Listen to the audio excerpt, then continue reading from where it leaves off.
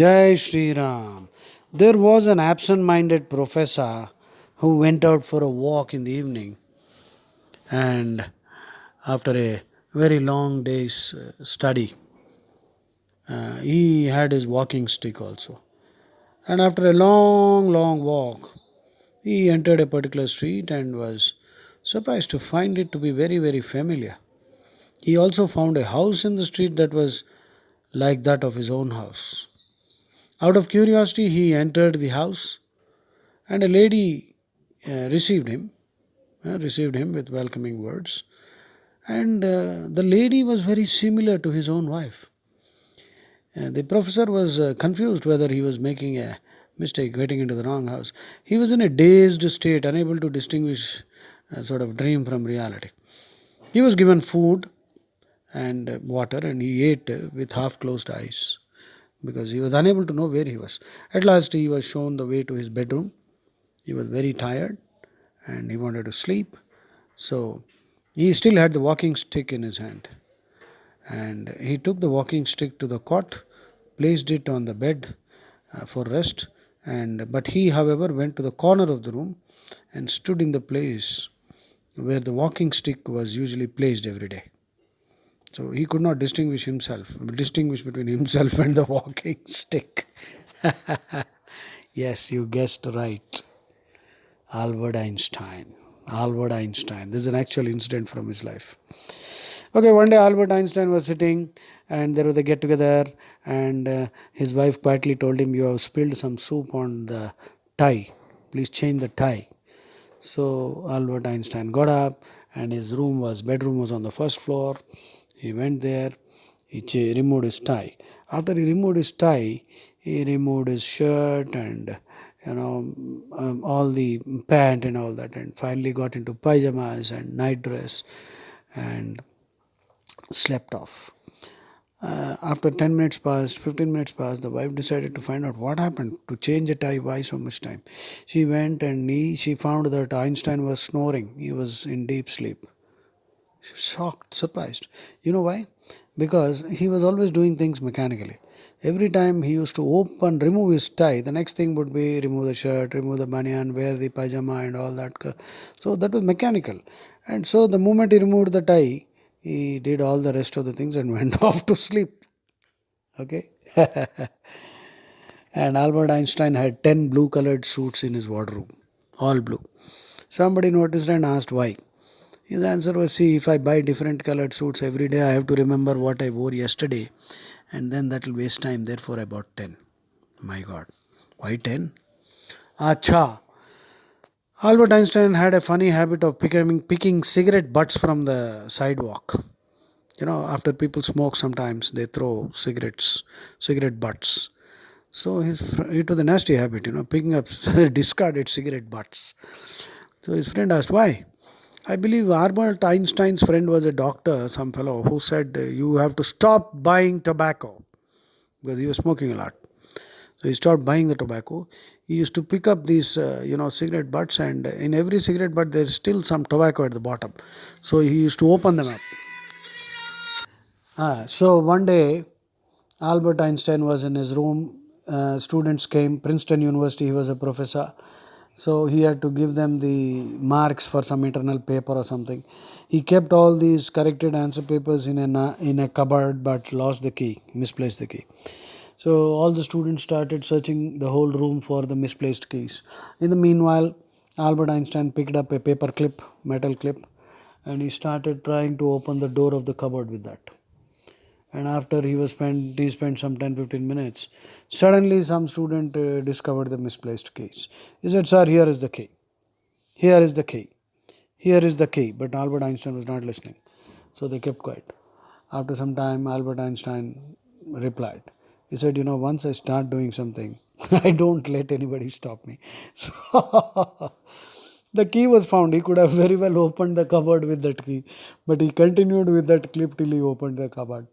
That's the nature of the man. Okay. Albert Einstein's wife was, of course, Albert Einstein had three wives, I think. Yeah. Anyway, he had many love affairs and all that. That's what they say. His wife was not very learned lady. But one day she was taken. Albert Einstein became very famous, and she was taken to a huge telescope, the big building where massive telescope was kept, and she asked, "What is this for?" They said, "This is used to look into the sky and study stars and all that, and understand the laws of the universe." Oh my God, she said, "What a huge thing, this telescope." And she remarked, "My husband does the same thing, but he just uses paper and pencil." One day there was a lady, some professor, I believe. She became very curious to know about Albert Einstein. She went and met him. She came and met him. And because Albert Einstein became so popular, she asked, "Where is your laboratory? Where is your laboratory? I want to see that." He took out his pen. He took out his pen from the shirt pocket and he said, "This is my laboratory. This is my laboratory." Albert Einstein's concept of God. He said Albert Einstein was not an atheist. He was a deist, D-E-I-S-T, deism. Deist means a person who believes in God but does not believe in any holy book or dogma. We can use our brain to understand God, intellectual love of God, and observing nature and the laws that run the whole universe will give us some capacity to infer that God must be supremely intelligent and everything must be running on laws. So if you love God intellectually, that is, then you are a deist. That is deism. So Albert Einstein once said, his concept of God, it's like a small child entering a huge library full of books from the floor to the ceiling, packed. I've seen such libraries. So every inch of space is packed with shelves and books and books and so many books, millions of books. And the child would naturally feel that all these books are all orderly kept in an order, and all organized, right? And there are billions of the books. Similarly, that is the same feeling Albert Einstein said he had when he looks at the world, the whole universe and our lives. There are so many laws. We know nothing. We have not even scratched the surface. That is the deep sense of wonder and respect. That is the feeling of awe for the Creator. That was Albert Einstein's conception of God. There is another story about Albert Einstein's driver, who I believe after watching his lectures, sitting and listening to his lectures, one day said, "I can deliver your lecture, sir." So when Albert Einstein became very famous, but he was not as famous as yet, that means most people didn't know what Einstein looked like. So Einstein was touring America. So this is an incident at that time. So the driver posed as Albert Einstein. Nobody knew who this man was and his hairstyle, and he did not become so popular. So you can understand the scenario. So the driver went up the stage and delivered a spellbinding talk on the theory of relativity. General theory of relativities, special theory of relativity, time dilation, Albert Einstein's concepts. So audience was spellbound. And then somebody asked a simple question about time dilation, whatever. So the driver who had been listening to Albert Einstein's lectures memorized the whole lecture, but he had no knowledge about the subject. So when this question was an elementary question, he could not answer. Therefore, he was very smart. He said, "Yes, that's a good question, but it's such an elementary question. Actually, my driver can answer that question." So he called his driver, who was none other than Albert Einstein. Albert Einstein went to school, and till the age of 5 he did not utter a word. His teachers told his parents that your son is a retard. He is good for nothing. Please teach him some vocational training so that he can survive. He is a dull child. That is what teachers told their parents about the greatest genius ever, the man who could read the mind of God. Of course, Albert Einstein's biggest blunder was, which he admitted, thinking that nothing could be faster than speed of light. nothing could move faster than speed of light. But the Bell's theorem disproved Albert Einstein. We have heard of twins. Subatomic particles have twins, and they can have any number of twins. You must have seen the movie in Telugu, Hello Brother, and in English I forgot the name. Van Damme acted in that. Van Damme. I think the movie was Twins or whatever. So the concept in the movie was drawn from quantum mechanics. There are two twins, identical twins, who are separated, who live in different parts of the world, and or different parts of the city or whatever, far far away from each other. And if one person is, let us say, given a punch or a slap, the other person simultaneously gets punched, though he is somewhere else, millions of miles away. So this is a funny concept. Actually, it's not funny because it's coming from quantum mechanics. See, Bell's theorem proved that subatomic particles have twins, and space is not empty, by the way. What looks empty is full, and what looks full is empty. Quantum mechanics is so weird that if you are not confused, that means you have not understood anything. That's what Bohr said, Niels Bohr said. So there could be a subatomic particle right now here, and you could be poking it with your finger, and its twin somewhere in Jupiter could be simultaneously wriggling, shaking. So this was tested in America. There are many islands. You see, America has got many insular territories. So they tested by separating subatomic particles, some protons they separated, and kept them on two different islands and stimulated one, and noticed that the movement in the other was instant, which means if it had been less than the speed of light, it would have taken some time at least. When it is instant, it means that it is faster than the speed of light. So experiments have been conducted on these lines to check whether Bell's theorem is true. So Einstein was disproved. Einstein said that nothing can move faster than the speed of light.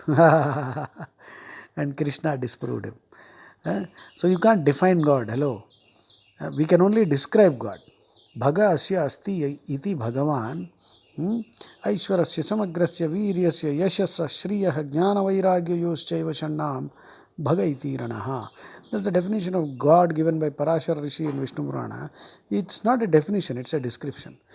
Because if you define something, you limit it. You cannot define God, because if you define God, then you are limiting God. So that's the beauty. And finally, a very interesting conversation between Albert Einstein, Niels Bohr, and Stephen Hawking. One day, Albert Einstein and Niels Bohr were sitting in a room, and Albert Einstein, pondering deeply about something, suddenly ejaculated. He said, God doesn't play dice. God doesn't play dice. That means there's nothing random in the universe. Everything is ordered and structured. Niels Bohr immediately commented. He observed, who are you to tell God what to do? Implying that God can make things random. After this conversation was over and perhaps they both passed away, and many years down the line, Stephen Hawking, who passed away some time back, the man who gave us that theory, Brief History of Time, one of the great astrophysicists and genius. So he said, God not only plays dice with the universe, he throws them where you cannot find them. So it is man's vanity, that we will be. That's why Krishna says in Bhagavad Gita, Athava bahunaitena kimjnatena tavarjuna vishtabhyahamidam krishnam ekankshena sthito jagat. Albert Einstein continues to fascinate me. Such a great man. Albert Einstein felt, remorse for one thing in his life. He signed a paper, jointly signed by some 50 scientists, German scientists who ran away from Germany. Otherwise, Hitler would have killed them. These Jewish scientists. And von Braun was one of the rocket scientists. And America developed the atom bomb based on the research and rocket scientists, all Jews, all Israelites. Einstein was by that time very popular, and I think Franklin Roosevelt was the president. And they all wrote a letter, and they got it signed by Einstein, saying that if America does not develop the atom bomb, then Hitler would develop it, because he is well on the way to developing it. And if that happens, America will lose the war. So Einstein was made to sign it. Einstein signed it in all good faith. And the Manhattan Project was launched, and Robert Oppenheimer, as you know, the movie you must have seen. So he was the man in charge, and based on Einstein's theories, finally the atom bomb was made. So Einstein always was worried that his theories could be used for a destructive purpose, and just as he feared the most, that's what happened. An atom bomb was created because the president said, "Okay, Albert Einstein has signed this letter. Let's go ahead," and that's how things unfolded. And finally, the atom bomb was dropped on Nagasaki and Hiroshima. Millions died. And Einstein felt very sad. He felt that somehow he had a hand in this. So he felt a great remorse for having signed that paper. Perhaps that remorse is misplaced. One day I remember one more incident, an anecdote from his life. He was being interviewed, and the interviewer asked, "Sir, we know your greatest achievement is, this theory of relativity. What is your second greatest achievement in life?" That's a simple question. But I'm laughing because I know the answer already. Albert Einstein said, he said one day he wanted to heat his soup because the soup became cold. So he put the soup in a saucepan, and in that pan he put a couple of eggs also. So now, as the soup got heated, the eggs got boiled. And so, Albert Einstein claimed that that was his second greatest achievement because instead of having a separate pan to boil the eggs separately, he could do two things at once, saving time, money, and fuel. Ultimate, isn't it? I still laugh when I think about this. Multitasking. Oh my God. So that's about Albert Einstein. Isaac Newton, I have a very low opinion about this man, but of course, some great comments are there. Because Isaac Newton once calculated the age of the earth, and based on biblical chronologies, age of Adam lived for some 900 years, and his sons Cain and Abel. Cain killed Abel, and Cain went on to live some 800 years. So he calculated from Abraham to, so on. Abraham was 2000 BC. Based on the Bible and the chronologies, the ages, longevity of all these characters, he totaled up and said that the earth is 6000 years old. There was another joker, Bishop Ussher, his name is. You can go to Wikipedia. Ussher. Bishop Ussher. He was a great bishop who again did the same thing, took information from the Bible, and not only 6000 years, he gave an exact date also. On a particular Sunday at around 11 o'clock or something, God inaugurated the earth.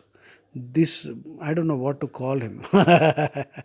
When you read such holy books, this is what will happen. Isaac Newton, in spite of all his great scientific abilities, I do not know why he was a Christian fanatic. Perhaps he never read the whole of the Bible. And he came to this weird conclusion that the earth is 6000 years old.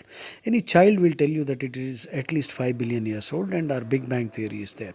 Anyway, that's about Albert Einstein. I hope you enjoyed. Of course, Newton also had some wonderful quotes.